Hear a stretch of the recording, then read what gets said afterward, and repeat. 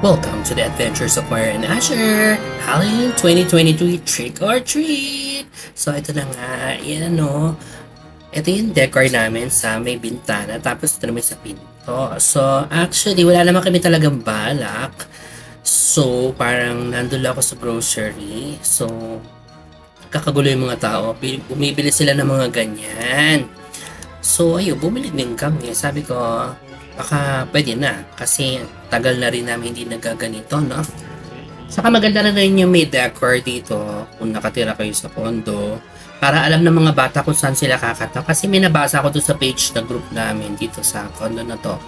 Nagagalit siya kasi wala naman daw silang decor tapos kumakatok daw yung mga bata. Bad boy ka na ba, anak? Tapos ayun, grabe naman. Anyways, tama naman din. So ito yung mga candies na nabili namin. Simple lang yung mga candies. Kasi ibang candies, sobrang mahal. So, ayun ang aming buwan na mano, si Kuya. Tapos, ayan, sunod-sunod na sila. Itong mga kids na to, mga kapitbahay lang namin. Within the building lang to.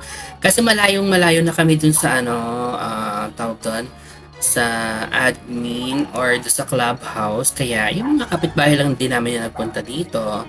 In fairness naman, taob lahat yung candies namin, ha. Ang hirap naman kasi mag-camera. Ikaw na namimigay tapos ikaw pa magka-camera. Kaya konti lang yung nakuhanan ko ng videos. But it's okay. So ito yung pinakamakulit na group. Pinakamaingay si ate girl. Ayan. Karamihan sa kanila mga hindi naka-costume kasi mga kapitbahay lang naman din namin. Saka yung main event nandoon sa clubhouse. Ayan, layo namin sa clubhouse, diba? 5 to 10 minutes walk.